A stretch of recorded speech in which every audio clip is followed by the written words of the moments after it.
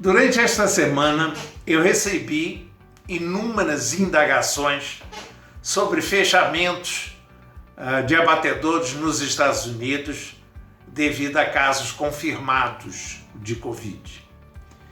E o quanto isso viria a privilegiar o Brasil, sobretudo no mercado exportador, mais concretamente o da China. Eu queria esclarecer uma coisa para vocês, que é possível operar um abatedouro depois de casos confirmados de Covid-19. Requer um fechamento, requer desinfecção, limpeza profunda, requer, talvez, diminuirmos a velocidade da linha. Há inúmeras maneiras de fazê-lo. As empresas do Brasil já têm seus protocolos de como proceder. As americanas não são tão distintas.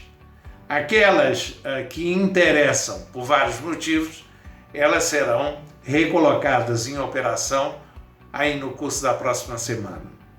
Outras tinham paralisações programadas, considerando manutenções ou mesmo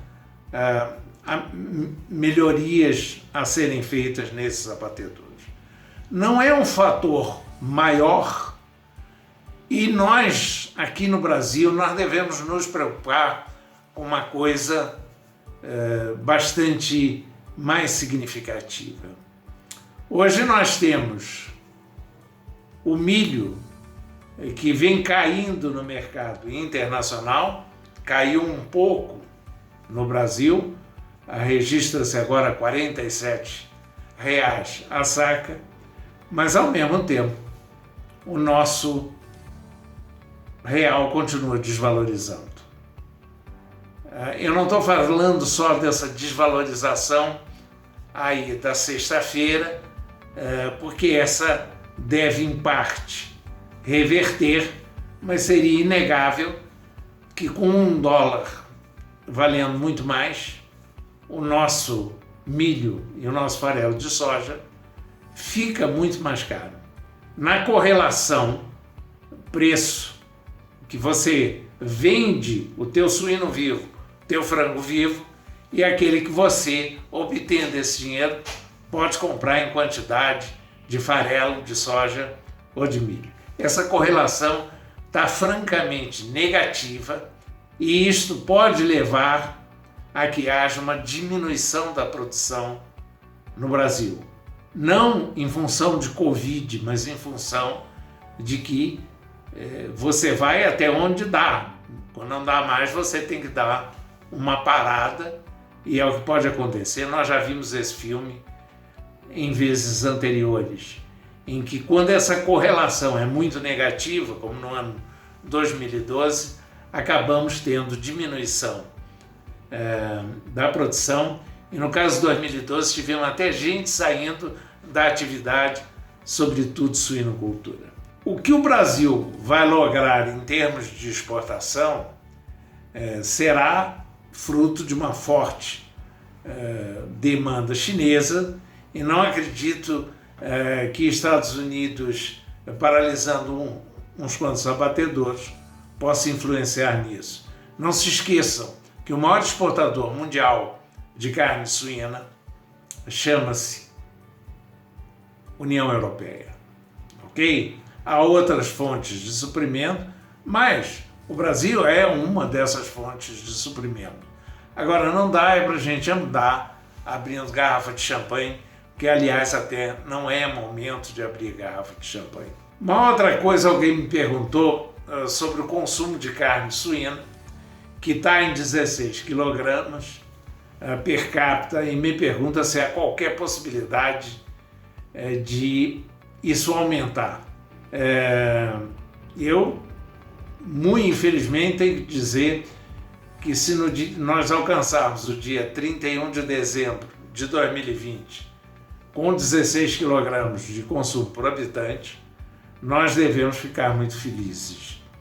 O motivo é que nós estamos vivendo uma situação atípica de paralisação do mercado, menor menor volume indo para o mercado, segmento de food service completamente parado, e o que de uma certa maneira preocupante, é que hoje só o supermercado e as cadeias de supermercados é que de uma certa maneira estão podendo atender a demanda, quer dizer, abertas para atender a demanda. Isso faz com que nós tenhamos um afunilamento da distribuição. E afunilamento da distribuição nunca é positivo. Vocês podem saber também que até essa queda que nós temos experimentado, seja no preço do frango quanto do suíno, ela não está chegando na prateleira de forma a estimular. Preocupações existem, razões para isso acontecer existem, mas a realidade é uma realidade que se chama regras de mercado. Mercado livre é a pior solução que existe no mundo, à exceção de todas as demais alternativas. Vide Venezuela, vide Cuba, vide todos os países que adotaram centralização do mercado e o Estado cuidando disso. Vira um desastre de proporções bíblicas. As nossas exportações, é outra pergunta que me faz, estão indo bem, mas alguém se preocupa de que elas, em termos de suíno, não tenham alcançado ainda 20% da produção brasileira. E me pergunta quando é que isso vai ser ultrapassado. Eu diria para vocês que a primeira coisa que nós temos é que considerar que hoje as nossas exportações, que no passado estavam concentradas na Rússia, hoje estão concentradas na China. Nós precisamos de novos mercados abertos. Nós precisamos do Japão aberto de forma ampla. Nós precisamos do México aberto. Nós precisamos dos Estados Unidos aberto. Porque além de grande exportador, produtor, é também um grande importador e consumidor. Há esforços da BPA e há esforços da nossa ministra no sentido de abrir estes mercados. Agora, os senhores considerem o seguinte, um protecionismo latente existe em todos os países, inclusive no Brasil. Enquanto o pessoal puder empurrar com a barriga, eles vão empurrar com a barriga. Eu acho que mesmo que hoje nós alcançássemos, graças ao mercado da China, exportar 25% da produção brasileira, eu não digo não o façamos, eu digo façamos, mas fiquemos preocupados. Vocês se recordam quando nós tínhamos uma alta dependência de exportação para a Rússia, que cada vez que fechava aquele mercado, cada espirro do mercado russo, a gente pegava pneumonia aqui no Brasil. Nós não vamos querer repetir esse quadro. A Rússia marchou para a autossuficiência, era um programa não de governo, de Estado, estão conseguindo, estão tendo êxito nessa marcha a favor da autossuficiência. A China tem a mesma intenção, eu acho que ela terá um pouco mais de dificuldade de conseguir, na medida em que a questão de reposição do rebanho lá me parece que vai ser um pouco mais séria do que todos estavam julgando. Nós tivemos nas últimas 2 semanas 4 notificações de rebrotes da febre suína africana na China.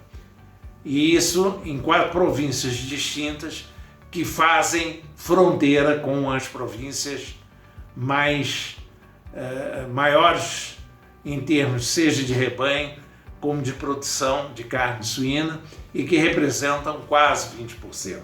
Eu acredito que a China ainda será um grande cliente por muitos anos, mas nós devemos cuidar de saber que a força que nós temos na exportação de frango está na nossa competitividade, mas está no fato de que hoje nós temos perto de 150 mercados abertos para o Brasil. Então você não fica só concentrado. Alguém me perguntou sobre se não devíamos voltar a fazer uma campanha de estímulo ao consumo da carne suína. E eu digo até a vocês o seguinte: eu não quero chegar nem aos 60 quilos que come um espanhol ou come um alemão. Eles comem acima disso. Mas eu já ficaria feliz se nós alcançássemos uns 24 quilos que está aí na média dos principais países consumidores. Ora, o dia que nós alcançarmos 24 quilos, não é que vai faltar granja e abatedouro, vai faltar matriz para a gente atender isso. Mas nós vamos sanar esse problema. Entretanto, campanhas são ótimas ideias, e aquela campanha da ABCS, um novo olhar sobre a carne suína, ela acabou tendo um resultado bastante positivo, somado ao fato de que indústrias que não eram as principais sempre valorizam mais os produtos natalinos e aqueles produtos embutidos, produtos de maior valor agregado. Embora isso esteja mudando, graças ao êxito que empresas pequenas, frigoríficos pequenos e médios tiveram, vendendo cortes suínos já prontos para o preparo, devidamente. Botou no forno, pode colocar direto e que vai ficar pronto, não tem que precisar temperar nem nada. E mais uma outra coisa, em porções menores, 500 gramas para aquilo, no máximo, para aquilo que fosse carne desossada, e preferencialmente 700 gramas para aquelas que tivessem osso. Isso porque o principal cliente desse segmento é o cliente urbano das grandes metrópoles, que infelizmente concentram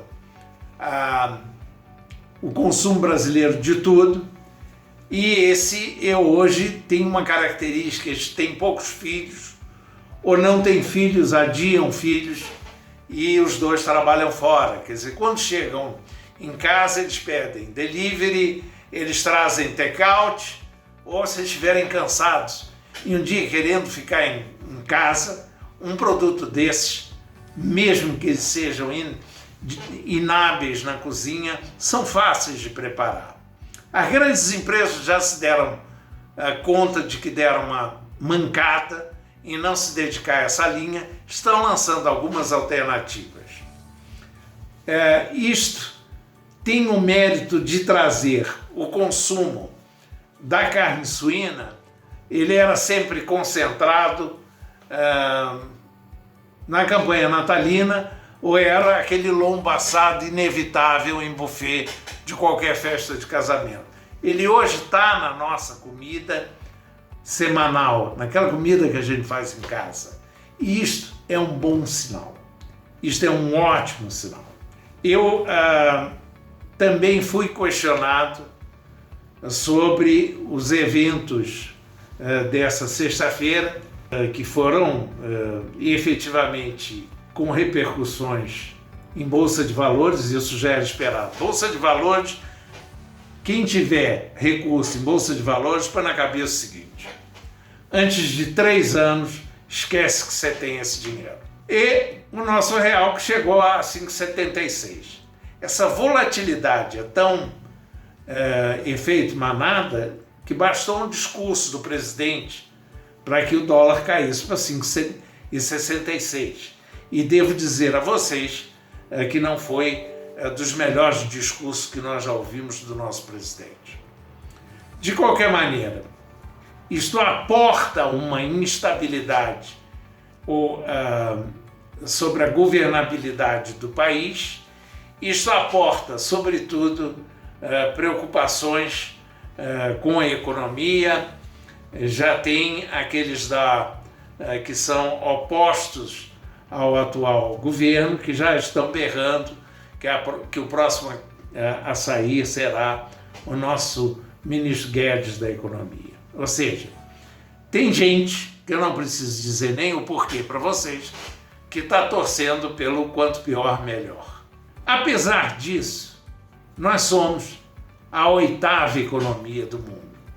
Apesar de sofrermos uma carga fiscal equivalente à carga fiscal da Dinamarca e termos serviços públicos da qualidade dos serviços públicos de Burundi, e espero que o pessoal dessa nação africana não se ofenda com isso.